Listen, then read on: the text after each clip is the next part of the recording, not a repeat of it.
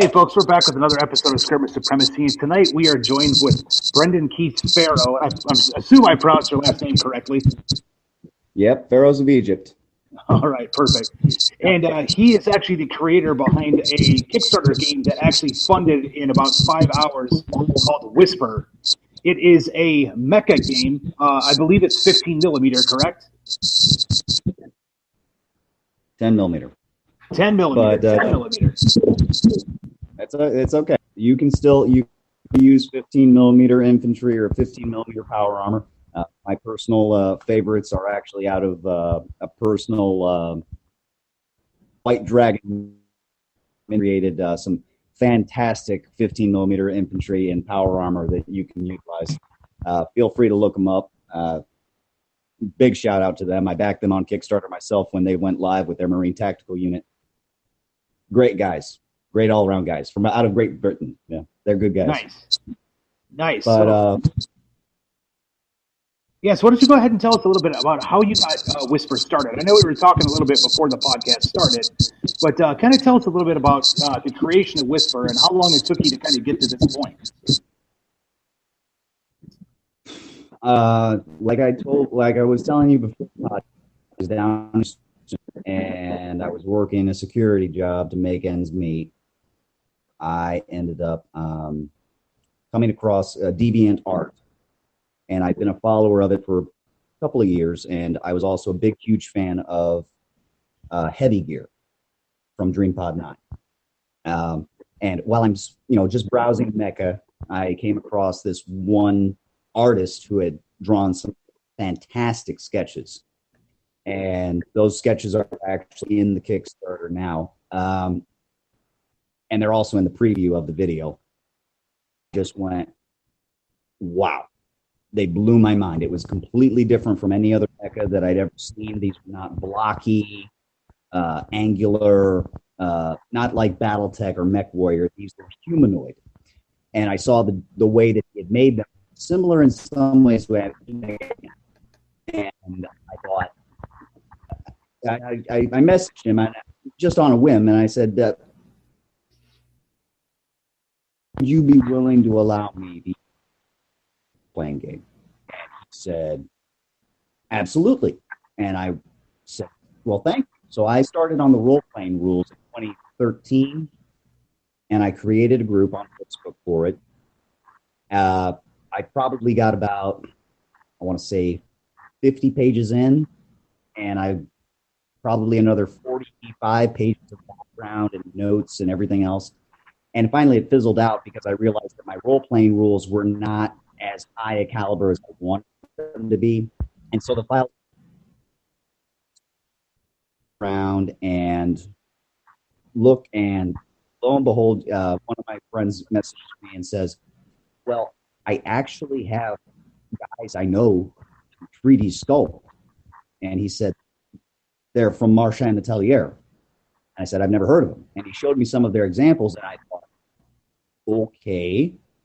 So I started reaching out to Heriberto and Bren, and they enthusiastically agreed, loved the sketches, translated them into the 3D sculpts that I've been preparing. And from there, I actually picked 2 more artists who granted me their permission to begin using their art. Some of them I asked, one, Bart Wine-Estolé, I asked him for an extra, I told him I was going to pay him for it, and I did.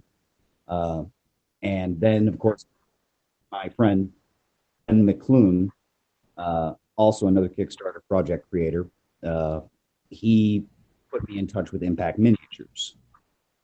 And Impact Miniatures was who actually lives here in Indiana, like me. So we actually got to talking, and he said, I can do this for you. And he started setting things up, and he sent me some prototypes. I started showing the prototypes. The response on Facebook was, it was very enthusiastic. I'll say it like that. So I started pointing people to the Facebook group, and about a month ago, I finally said, okay, you know what?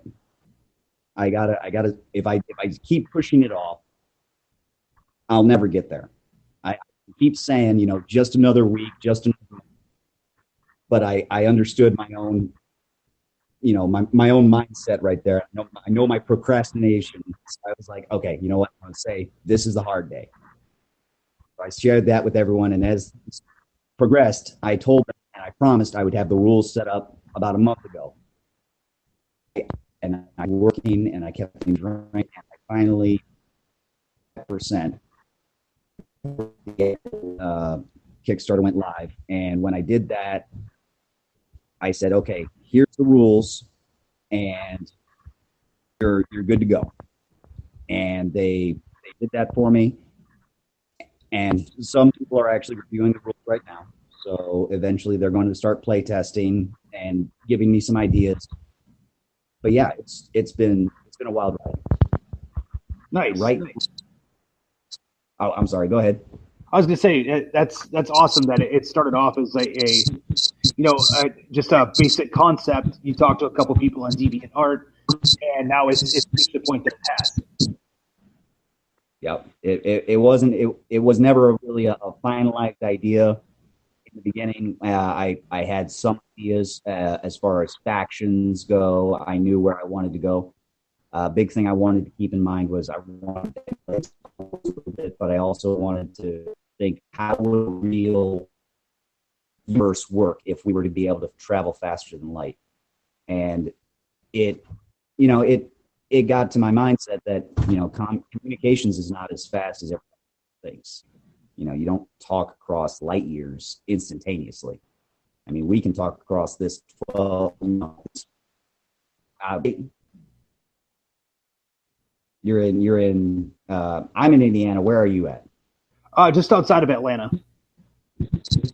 Okay, so outside of Atlanta, so Georgia, so maybe about 800 miles. Yeah, about that. That our own radio waves are only just now leaving the external side of our Oort cloud. It becomes it really starts to sink in. Communications within the universe is not going to be as fast as everybody thinks. So I started thinking, well, in that case, what about the Roman runners? And so I started with that idea, and the frigates would translate, they would take information, data, transmit it to a colony, back, the frigate would dump all of its waste heat, shoot off into hyperspace, land at the next destination, pick up whatever information it needed, and dropped off whatever it needed. And so the concept of Whisper is that it's not entirely science fantasy, but the mechs, I admit, are just a fantastic part of the idea. Is that if you can see out as far as a mass sensor can to the extreme Oort cloud, how do you paired enemy defense? And the Whispers are basically Navy SEALs trained will leave their ships, and while the ships are still trying to dump waste heat from the hyperspace jump, then they say, okay, now we're going to hit you before our ships even show up. And that's when they show up at your front door and guns blazing. And good luck to you. The initial idea that I had, and I was inspired by Gundam. I was inspired by Evangelion.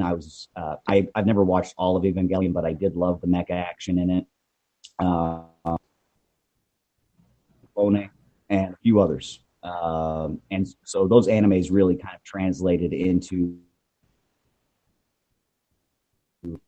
the action occur. And then, of course, came the idea of, so I know how my bad goes. You don't really see it coming. When you do see it, it's over with before you even really process everything. One of the big things about being trained is that they turn off your mind from thinking to just act. And so it was that if the system of rules that I created, it copies in some. The Whispers are capable of reacting freely at all times during the combat. The active parties, you can only choose 2 Whispers at a time. You can choose to just activate one, want. But if you activate 2 at the same time, then you assign your special actions to them. And then you say, this one's going to move this way, this one's going to move this way down the table. And if one of your enemies actually reacts and says, I'm going to dodge this way, the other active unit's line of sight. So the other active unit gets before he can even do it. So it acts as a balancer to the overpowering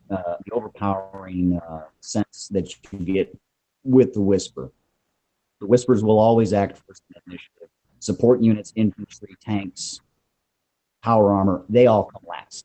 They can choose to react, burn their order for the entire turn, and then they're just left pretty much dumbfounded or trying to bunker down and pray that they don't get shot. That's the idea. Gotcha. So the game does scale. It's not just a mech on mech combat. It can be anywhere from foot troops that are designed to deal with Whispers up to a powered armor unit or an exosuit, tanks, and then obviously the big one is the Whispers. Yes, an infantry unit can crit a mech.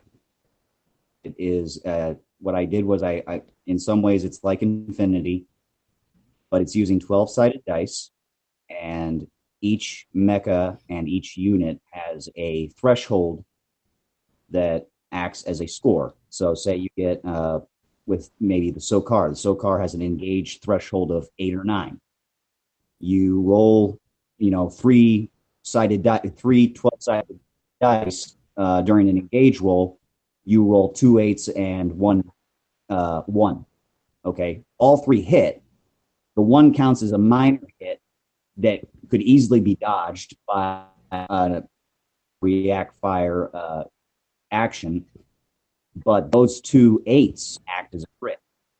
And now either you have to roll, your opponent has to either hopefully roll a critical dodge or a critical react fire to nullify one or the other. And if you do get a critical hit table, see what happens. You roll low, maybe a 1 or 2, you take a wound. You roll high, you're taking out 2 wounds and you're taking out all of their special actions, their electronic countermeasures, their everything. So it's intended to be fast and brutal. Okay, excellent. So you started touching a little bit upon the system of how it plays. And I know you said that it's not final yet as far as there's still people playtesting everything else. But how long did it take you to come up with the system that you currently have? Probably about the same amount of time that it took them to start developing the Whispers and the 3D sculpts. So 3-4 months. Okay, so you actually kind of cemented your core mechanics fairly quickly. Well, I appreciate that. I mean, like I said, I took some inspiration, and I was blessed previously with this. I was working with a gentleman by the name of Wonji Lau on his Kickstarter for Heavy Gear Dreadnoughts. And he was very simple, very fast action, and his target time for that game was actually an hour. And, oh, wow. Yeah, it was. So I took the rules that he had given me, and I also helped a little bit with that.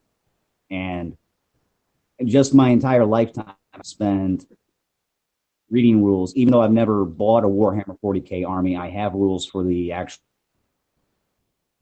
others, and I've read rules for Heavy Gear, Jovian Chronicles. I've read rules for Privateer Press. I've read rules for many role-playing systems. It's just something that I naturally took to because I loved what people were doing, envisioning these universes, and I wanted to do likewise. So I suppose I picked up, maybe a good habit in that.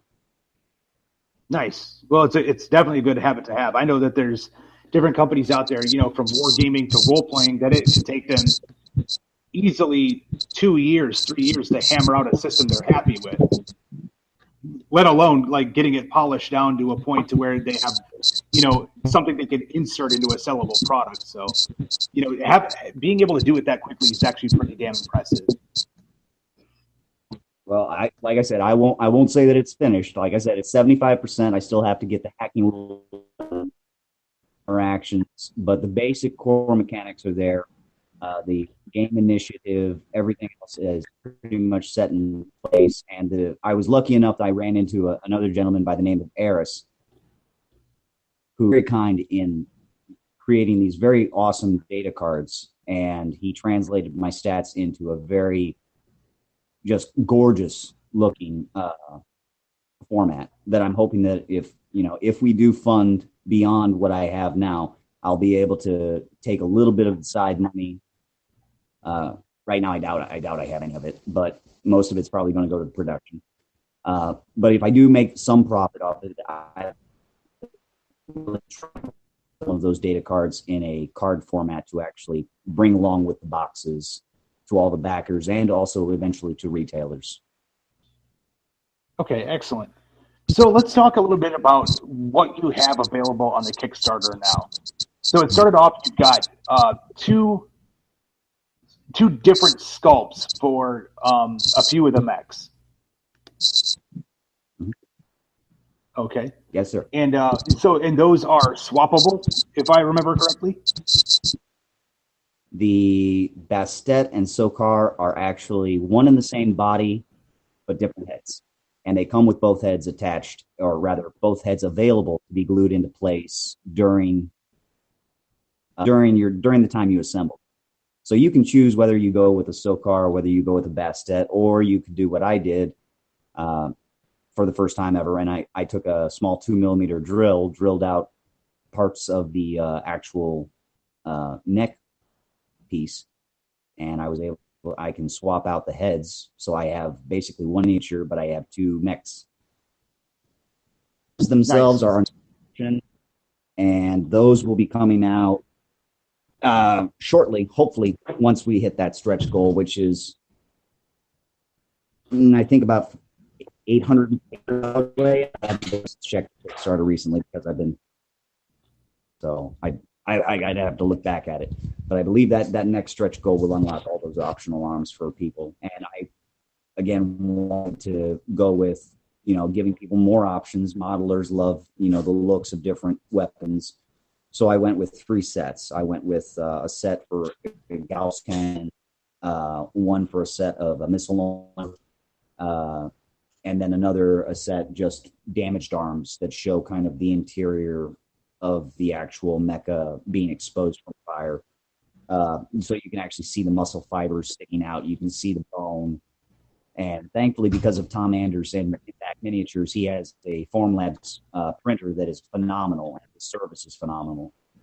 I can't recommend that enough. He was able to print them off, and the detail is just mind-blowing for me. I look at him and go, oh my God, this actually came from this collaboration. Oh, wow. Right. And so how big are the Whispers as far as height and, I guess you would say that the standard millimeter on a Whisper? They are probably about the same size as a mini tag. With that, 47 millimeters, so approximately 1.75 inches in height. They're definitely taller than, say, a Space Marine, or even a 28 millimeter Infinity miniature or a Malifaux miniature. These are, when I first envisioned them to really scream, overpowering, and I wanted high detail. And I knew I could get that with 6 millimeter scale, but it would also shorten them to only be about 35 millimeters tall, and that felt a little wimpy to me when I looked at it. So I thought, you know what? I'll make it more scale neutral. I'll make it 47 millimeters tall, and that way everybody can see every crease in the line and every duct in the actual Whisper. Right. It turned out being a good idea. Awesome. So. Yeah, so they are definitely bigger than a lot of your standard, again, falling within that 10 to 15 millimeter range. obviously it's a bigger model, but it does definitely look a lot beefier than, say, a Space Marine in size. It's definitely that. So it is. I'm sorry. Go ahead. Go ahead. No. Go ahead. I was going to say, so outside of the two, the Bastet and the Sokar, you have a couple other that are available for stretch goals. Why don't we talk a little bit about some of those and like how they change in design? The Raptor is the one that funded within the first 24 hours after the Sokar and Bastet, and that is flight based, also from the original Deviant artist that I was working with. He's now in the Army, John Sun, and he when he gave me permission, the Raptor was one of his designs that I looked at and thought, this is definitely, and it's weird in a cool way. It's designed like a. He mentioned specifically the flag mobile suit from Gundam 00, and it emulates that in some ways. The cockpit is actually exposed. Yeah, looking at the art, that's kind of what I noticed. It's got a like a dome cockpit, where on the other two, the cockpit could be kind of anywhere. And I actually haven't shared that with you, and I should have shared that in the original Kickstarter, and that's my fault. The actual cockpit for the Sokar, the Bastet, the third version, is located actually in the backpack on top. The backpack actually opens up, and there's a cockpit in the back. That backpack is also an escape pod for the instance where the actual Tiggs Dyson generator is ruptured. That backpack can pop off and get away from the detonation, allowing the pilot to survive. The Raptor doesn't have that. The Raptor, as you said, is an open dome cockpit. It was designed by, in my universe, it was designed by the Symbiotic Cyber Consortium as a very cheap but effect whisper. It doesn't have the ability to jump from, it doesn't have the ability to go into vacuum like the other whispers can. So instead, it is a planetary flight-based unit. And the data and the stat card actually reflects that. One of the mechanics is that you are allowed a number of leaps and boosts. The Sokar and Bastet can leap twice. They can boost once. And a boost is infinite height. It doesn't, on the tabletop, it really doesn't matter. If you have a skyscraper that's 10 inches, 12 inches tall,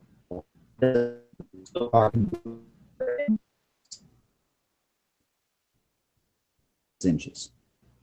The Raptor by difference is got 3 leaps and 2 boosts, and it has about 12 inches worth. This is supposed to be played on a 3x3 or a 4x4 table. So as you can imagine, the combat is very, very fast. The deployment is going to matter, and where you move is going to matter, because you are able to move as fast as you can. You can engage quickly. I wanted, when I first envisioned Whisper, big thing was, I've always seen in war games, your first turn is almost always just setting up the pieces of chess. Yeah. And I thought, I don't want that. I want people to be able to get in each other's faces, shooting at one another on the first turn. So I finally put down the tables in the game design. I said to myself, make them fast, make them brutal, make people recognize that when this Raptor gets in your face, if it comes in with those 3 blades, it's got 4 12-sided dice to roll at CQC. It will slash you apart. So that was the idea behind the Raptor. Okay. And then I noticed your other goal is still a little ways off, but is a much bigger looking version of the Whisper, which is the Poseidon. Yeah, the Poseidon. That one he was a surprise. That was actually designed by Alartwine Estole, a deviant artist that I ran into while I was working on the original Whispers. Because I understood that I had 6 factions to fill, but I didn't have enough mechs of a different variety to really show the difference in style, in difference in the factions themselves.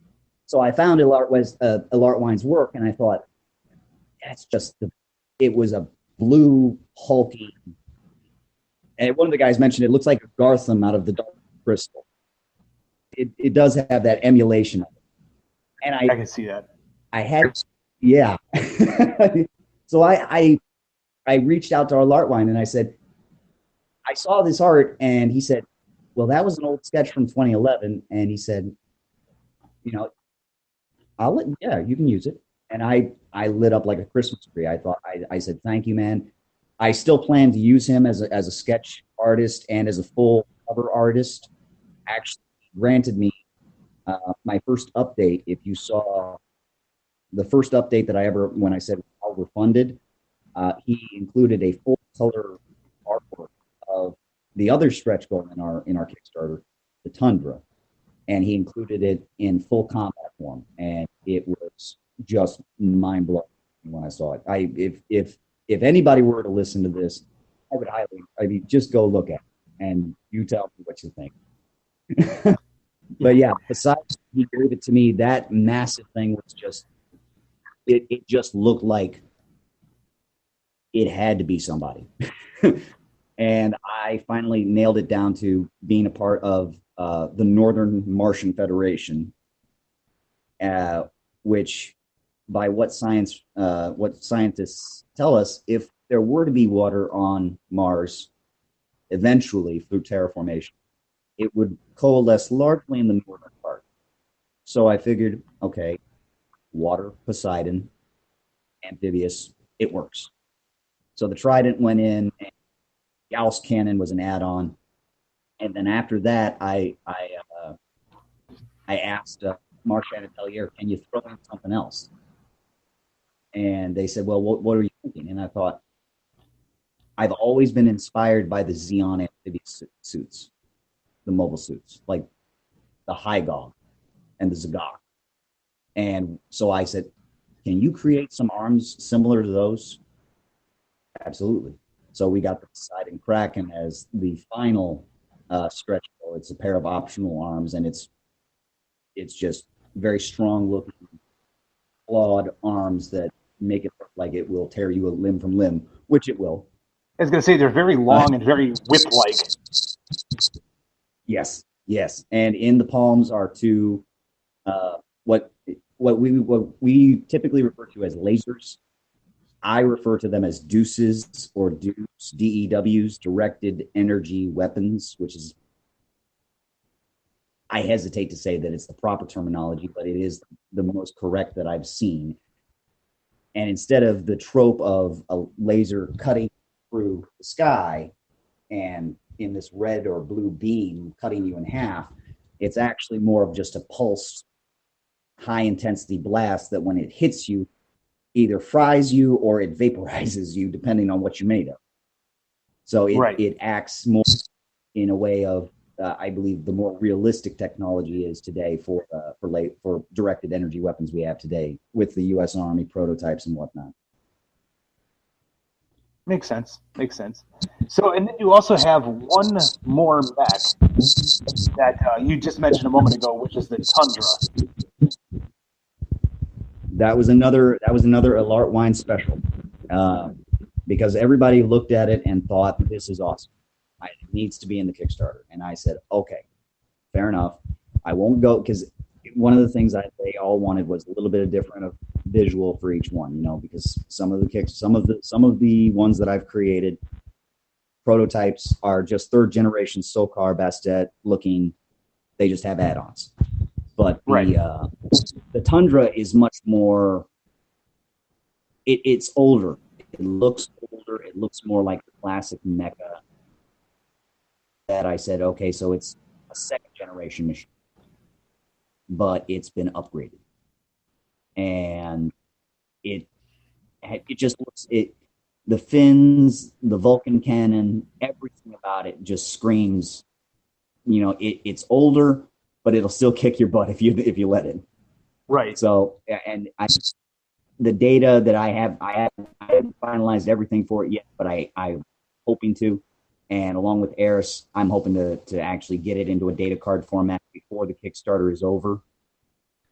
But Marchand Atelier is actually finalizing the cuts and getting everything ready for to send it on to me, and then we'll be able to show you some full renders of it instead of just the 3D prototype images you've been seeing.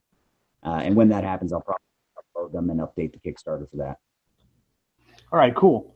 And so what do you plan on doing if you just blow past all of these goals? Because right now, at the track that you're going, I mean, your stretch goal 5 is the Poseidon alternate arms, kind of tops out at 9,800. What happens if you go way beyond that?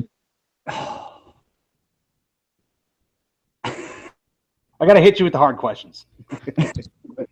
Well, no.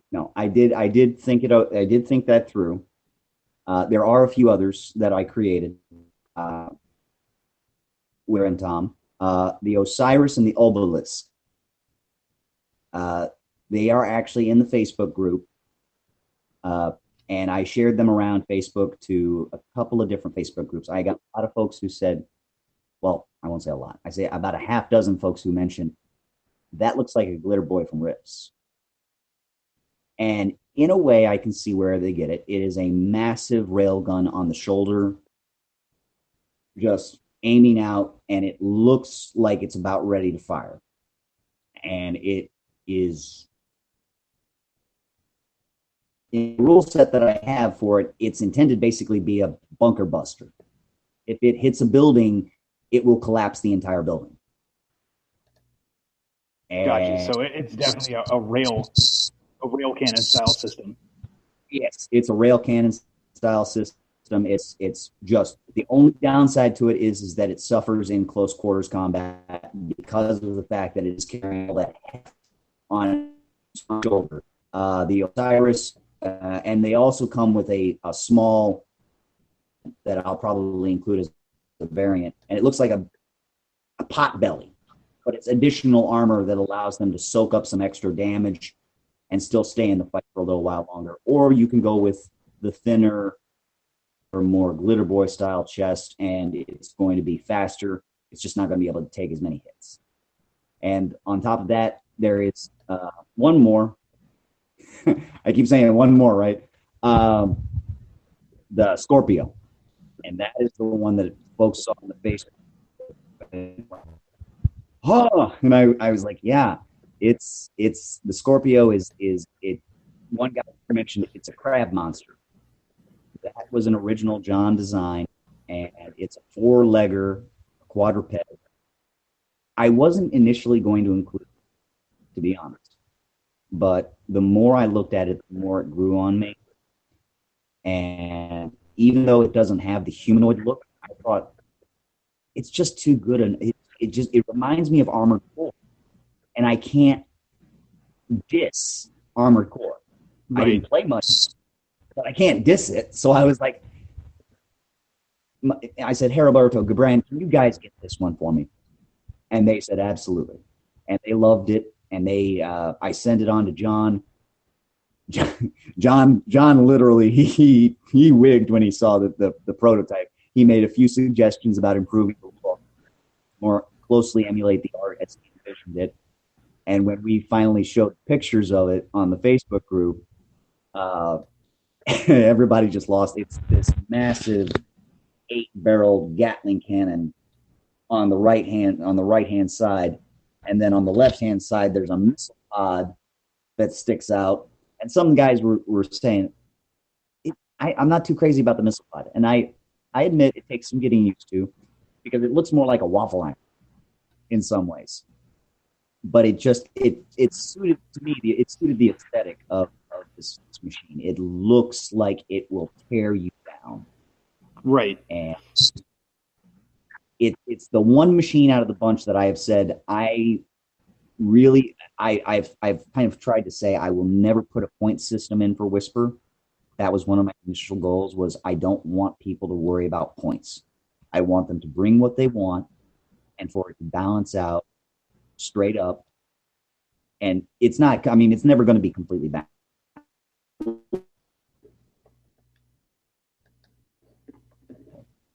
But I wanted it for this one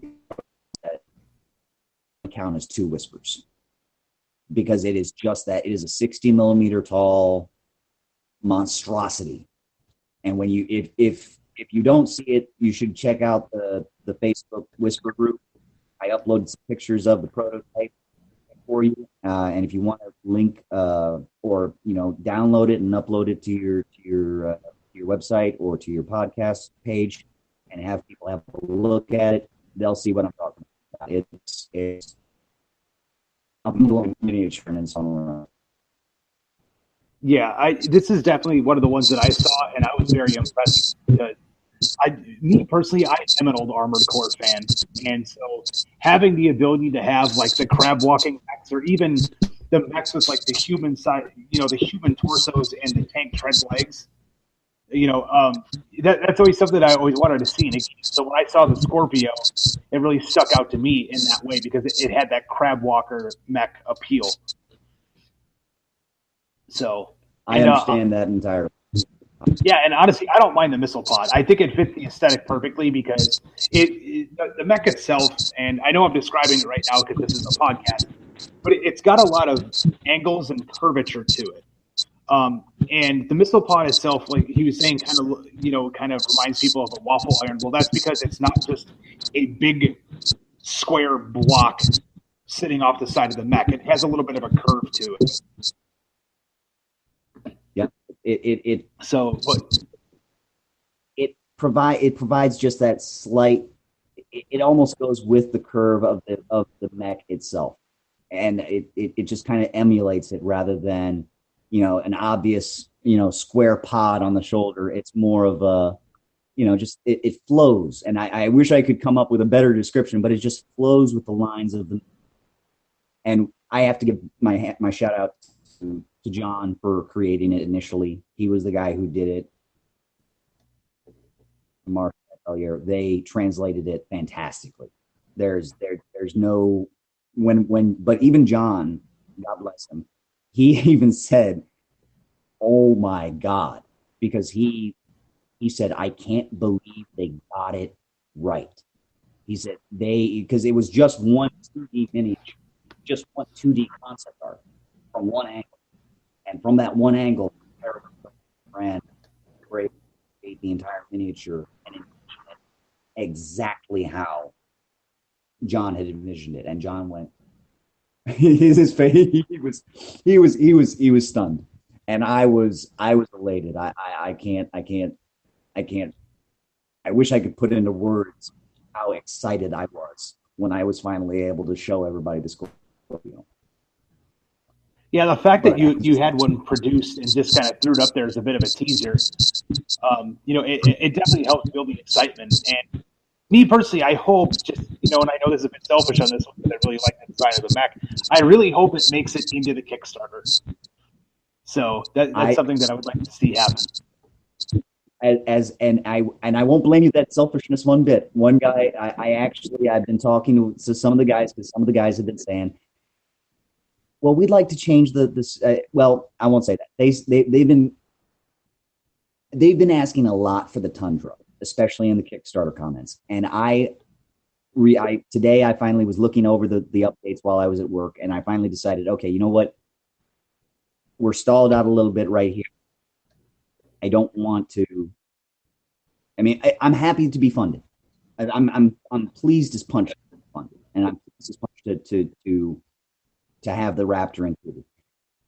But just in the interest of the fans and the backers who say, we really want the Tundra, I've decided that I'll probably flip the Tundra with the Vulcan cannon to the Poseidon's position instead. And that way, if that funds, then the Tundra will come first. There is a second Tundra pose that has a submachine gun and a knife, and that will come after the Poseidon crack arms. And if we get beyond that Tundra,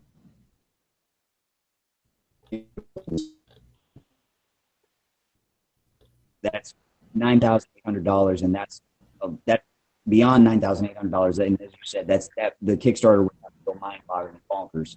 So I'm just, I'm almost hesitant about whether or not that's. I mean, is it possible? Yes. But am I going to? I'm not going. I'm not going to. How do I say this? How do I say this without sounding? I just want to stay humble about it. More than that. Oh, of course. I want to stay humble about it. I want to stay realistic about it. I am excited, but I don't want to. Number one, I don't want to overpromise like some other Kickstarters and then underdeliver. I do not want to do that. Number two, I also want everyone to be pleased when this Kickstarter ends, and I want everybody to receive their rewards. And I want the Whisper community. I want it to be a place where everybody can come and enjoy mecha action together. Maybe 2, 3, 4 years down the road, when we've fleshed out every faction and we've gotten more mecha in, then maybe I can go after a role playing game. But baby steps. First step. Right. Always start with the most complicated one first, which is always designing miniatures. So. Yes,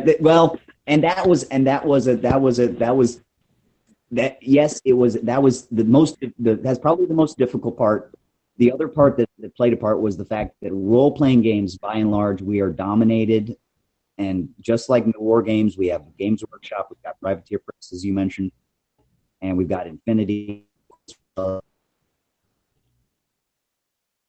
Also have some hitters, and heavy hitters are Star Wars, Dungeons and Dragons, Lord of the Rings.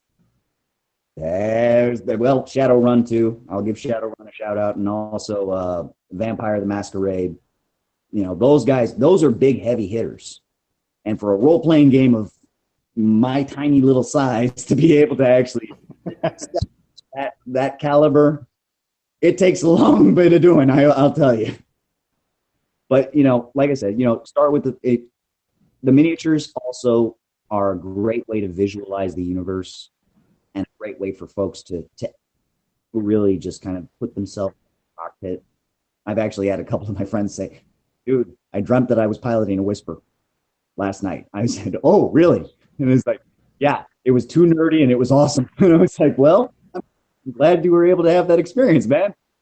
I got you subconscious, apparently." Well, that's one way of doing it. The visualization and also the fun, because quite frankly, a war game, a role-playing game, it's both fun. It's, for me, in a way, it's also catharsis. It helps me deal with some of my issues. I had 3 combat tours. I had 3 times in Iraq, so I had my low moments throughout the years. Role-playing games and war games granted me an outlet through that. And being able to create my own war game has also been a catharsis in itself. So it's been able to get some of the memories. The memories will never leave me, but I can put it into something I'm passionate about, and then tell a story. Right. You're taking all the I guess you want to call it pent up emotion of being over there and dealing with everything, and you're aiming it in a direction that's positive. Yes, sir. That was one of my biggest. I mean, everybody says you come back changed. You do. You don't come back from that and say you're all right. You can say it, but you can even fake it. But there is always going to be something left behind, a residue, whether you believe it's spiritual, mental. I believe personally it's both. And it's going to be there forever. But I can post that, and I can put that into the Kickstarter. I can put that into the game. I can put that into the stories behind the game. And I can at least tell my point of view in a way to help others understand, and maybe somebody else who's out there who's been through the same or similar. A veteran is a veteran, regardless of what nation you come from, and regardless of whether or not you were in combat or not. We've all been there. So if somebody else reads it and says, "Dude, you got it," I felt exactly the same way, or I felt so similar, and you expressed it just right. If I can get that out of even one story from Whisper or Every Year or whatever, then I feel that I've done a good job. Right, and that makes perfect It gets sense. so heavy. Sorry. We're trying to talk about fun, cool things, and here I go.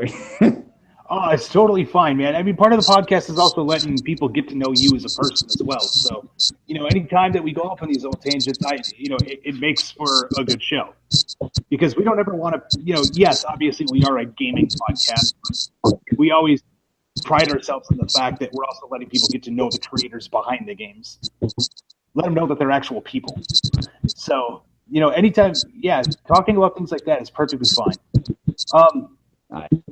I appreciate But yeah, not a problem at all. But kind of going back into this, obviously there's always risks and challenges behind a Kickstarter, and I know this is your very first Kickstarter. When are you kind of anticipating right now seeing this funded and mailed out? I don't even want to say to completion because whenever that happens, whenever people say that, it kind of puts a bad taste in people's mouth if it doesn't go out to one area compared to another. But what are you kind of thinking that you'll have everything, I guess, in hand and ready to start going out to the backers? Or what's your goal, I should say, an outline on it? My honest wish was that if I could get funded at the end, that in 2 months' time I would have it sent out to everybody. That's not happening. That's a dream. I'm not going to lie. It's more than likely. I spoke with Impact Managers about this. He gave me a pretty rough estimate as to what he could provide. So by sometime August, September timeframe, we should have masters and molds finished. And once those are done, we should be able to start shipping. I hope, and that is my goal, to ship in October of 2017. Okay. I really want to hit that target goal. I really want all the backers to get it. No, I'm not going to retail with it prior to. No, I'm not going to send it to distributors prior to. The backers get it first because the backers put their faith in me, and by God, I'm never going to shirk that. One of the things that I've said, and I'll always say, is it is sacred to me. My integrity is something that I stand by every time. So when I say that I'm going to send it to the backers, I got to work, minimum wage for the next 6 months, ensure that the backers get their stuff. It's no skin off my back. The backers get it first. Backers. Like I said, I've been humbled by everybody's interest, their appreciation, and their advice. I wasn't even able to tell you half the story. I mean, I wish I could tell you.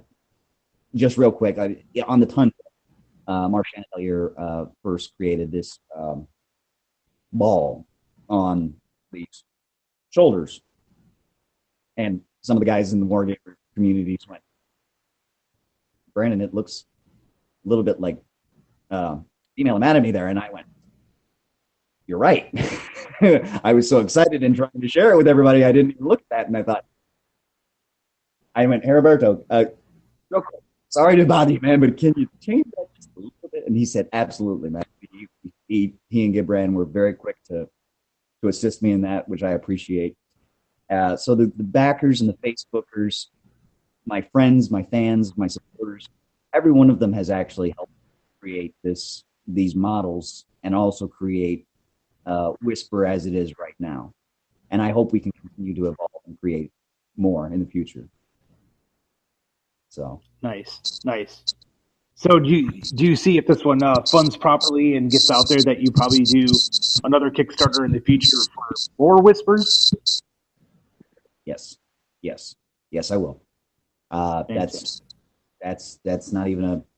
I actually already shared a poll of some of the more unique Whispers, because in Whisper terminology, it's not all the same level. If you heard, if some of the podcasters might have been listening and they heard, me mention second generation, third generation, and they're probably asking, well, what is that? The first generation Whisper is your classic mech looking Whisper. It looks almost similar to Gundam and whatnot. The second generation gets more fluid, more humanoid. The third generation breaks into full humanoid muscle suits with polymer armor over everything, and then DU on top. The fourth generation are the prototypes, the real. I hesitate to say that they'll be as powerful as Gundam, but they'll be doggone close. And these are the kinds of mecha that I personally want to put into extremely cinematic looking poses and make people go, when you set it down on the table, somebody looks at it and goes, that looks absolutely fantastic and horrifying to me at the same time. I want it to have that effect where somebody admires it and at the same time they fear it. And with some of those designs, some of the guys literally went and said, okay, I need to see this in the Kickstarter. And I'm like, guys, I only got so many poses and I only got so much money to fund these poses. So I can't give you everything. I can give you some for now. But yes, a future Kickstarter is probably in the works, prototypes and everything else. Awesome.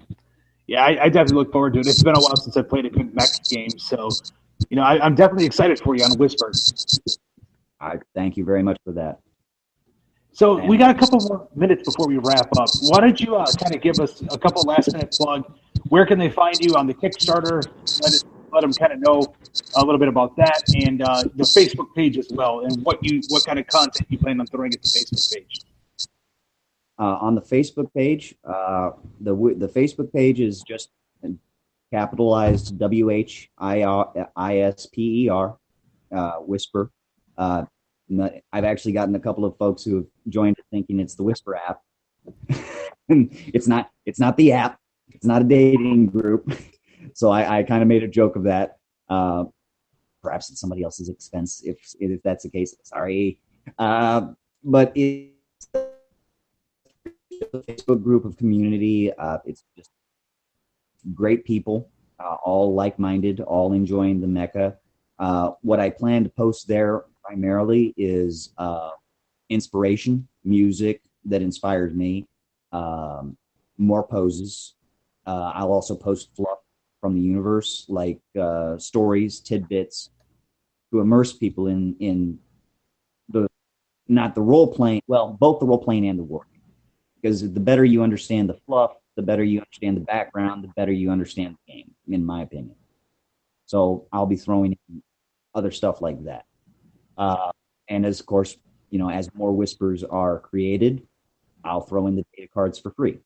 I'll reveal them as a prototype to begin with, and then I'll, once they're finalized, I'll give them out. The one thing I've always said, and I've repeated it often, is that the rules are going to be free. Whether it's just the simplified learn to play booklet that I made, or it's a deluxe rule book with some artwork and some great data cards, I'm not going to be, I don't see the reason to charge people for something that comes out of my brain, right, then and there. If we fund enough to actually profit from these miniatures, then they can have the rules. I mean, Infinity actually, I think, took off because of that, because they actually made their rules free to download. Now, if I create the deluxe rule book and I actually get a lot of funding for it, then I might decide, this one as a special edition and it's going to have to be sold. But that's a year down the road. That's way beyond me, right? So it's just something to think about. The Kickstarter is titled Whisper Mecha Miniatures, 45 millimeter and 60 millimeter behind it. I did that to tell people, hey, these are not small, tiny things. These are actually pretty large miniatures, at the behest of some of my friends. What I'm going to share there is the same thing. I'll share background, I'll share fluff, I'll also share updates. I might throw in a couple of the prototypes in their background just for people to look forward to in the next Kickstarter, or if we again, if as you said, we go completely bonkers, we go way above $10,000, then who knows? Maybe I will. Maybe I will throw in one of the prototypes too and see what happens. Yeah, well, hopefully all good things, man. I appreciate it. I hope so. Awesome. Well, go ahead. Oh, go ahead. No, go ahead. No, go ahead. It's fine. Oh no, I was just going to say that hopefully at that point we start seeing some. I'm hoping more as we keep going with this too, to see a little bit more. Even on the Facebook page, maybe a taste of the gameplay. The taste of the gameplay. Yes, everybody. That is a good point. Thank. Live record some example gameplay at some point during Kickstarter, specifically because I recall people were asking and mentioning that certain Kickstarters did not fund as well when they offered a new game. They didn't show the gameplay. So I will at some point set up, my table, and I'll set up my miniatures and I'll show you what I can do with the rules I have now, and will enjoy what they see. Like I said, I'm hoping to nail this.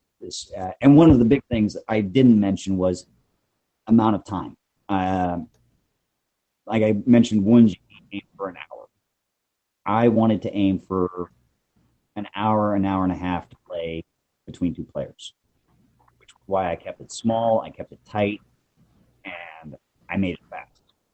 So also with the critical hit table, if you hit enough times, it actually turns out that the way it goes is if you go from 1 to 12, but if you roll an extra, you add 2 to the result. So you can go over 12 with this hit system. And if you get over 12, it's an overkill. So you can see a perfectly healthy mecha get destroyed in one single barrage. The game is meant to be highly cinematic and at the same time highly realistic, because in real combat it is that fast and it doesn't take much to put you down. So that was my initial thoughts behind that idea, and to make it easy for people to join in, easy to understand, not rules complicated, and also give them a lot of toys to play, a lot of little things to change, which is where I also came up with the idea of hacking certain terminals. That'll probably play a part in the missions, because not every single match is, I kill you, you kill me. Sometimes it's just, I need to hack this terminal so I can get this data and I can get it the heck out of here. That's the idea. So there will be a mission system, but it's an option, not a given. And if it works out for everybody, they'll have a quick, fast hour and a half of fun time. Awesome. Yeah, I'm definitely looking forward to seeing a lot more on this. Again, like I was saying, mechs excite me. It's good to see another mech game come out. I for a while we haven't really seen much. There's been heavy gear, battle tech. Past that, we haven't really seen too much out there right now as far as a mech centric game. I'll put it that way. So it definitely excites me on that.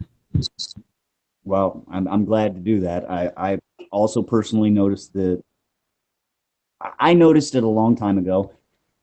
BattleTech really owns the games when it comes to mecha. They are king of the roost. Heavy Gear is a close second, but it's also very scattered. And I'll admit that as a Heavy Gear fan, it's very scattered. So I actually created a Facebook group for that, and it's a decent sized group now, and we have some fun. We have great times painting and rules questioning. The rules are all, and this is again another where Infinity kind of wedged itself in. Heavy Gear has also made their rules free on RPG. If you look up the Heavy Gear Living Rulebook. So in the same vein, I thought I want to emulate that idea when I said, okay, I'm going to make these rules free. But nice. big scheme of things, you see Privateer Press's Warjacks, and you see the Titans of Warhammer 40K. And these are, I'm sorry to say, they're not cheap. They're not, they're not easy to buy. I've seen some of these Titans go for an easy $250. And I just go, how exactly are you making a profit when I can't even afford to buy it in the first place? There's somebody out there who has a lot of money and apparently a really deep wallet. And I go, and that was another thing that when I made Kickstarter, I said to myself, I don't want to I don't want to gyp the guy who just wants one. And I don't want to gyp the guy who just wants, 4. Sure, I could have. Sure, I could. Yeah, I could do what the board games are doing with the $99 buy-in, and they buy, and 1,000 people buy in $9 because they can't afford it. But I was like, not everybody in the world can afford $99 up front. And so I said to myself, you know what?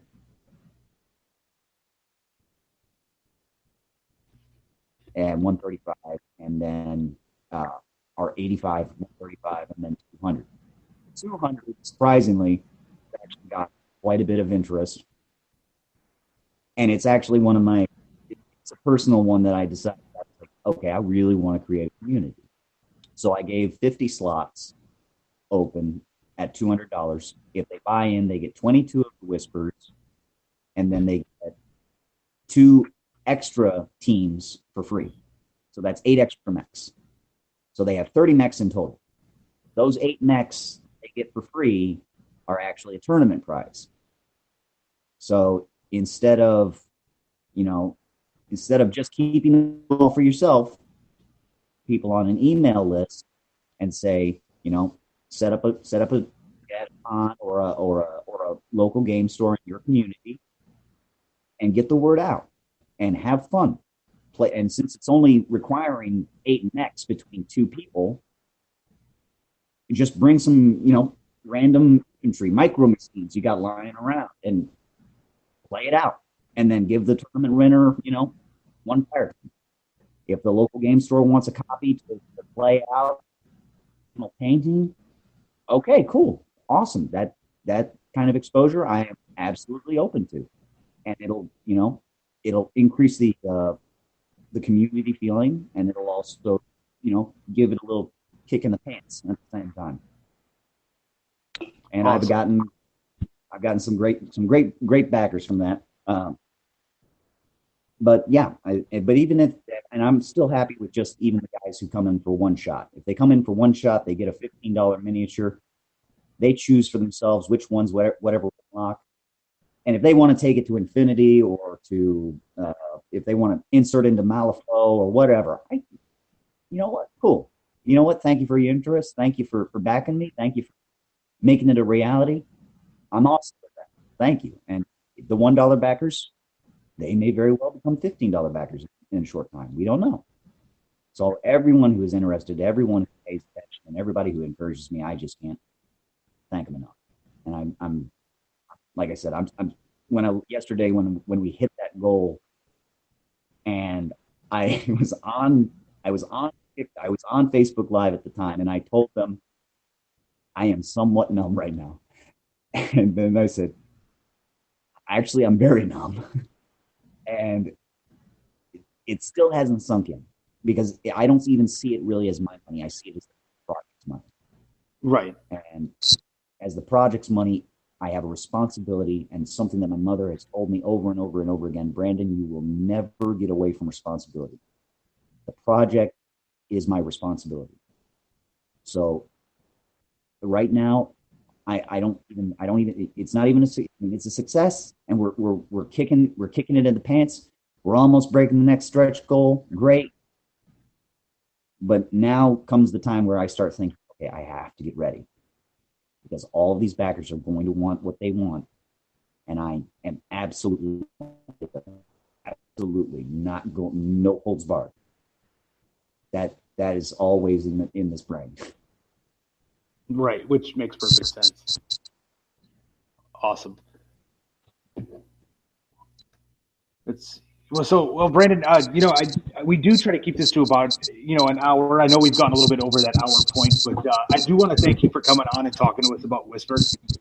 And Well, I'm sorry, taking over so much of your time. I know you probably had. Not a problem at all. I don't mind if episodes run over by a little bit.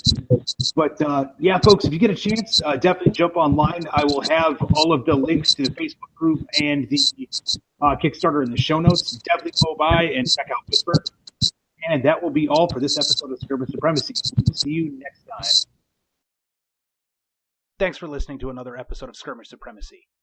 To see more of the antics that Nick and I do, you can check us out on Facebook at Skirmish Supremacy. We also have Twitter, which we can be reached at Skirmish Supreme, because apparently Skirmish Supremacy does not fit in Twitter. And if you want to email us directly, you can reach us at tim@skirmishsupremacy.com or nick@skirmishsupremacy.com. Thanks for listening.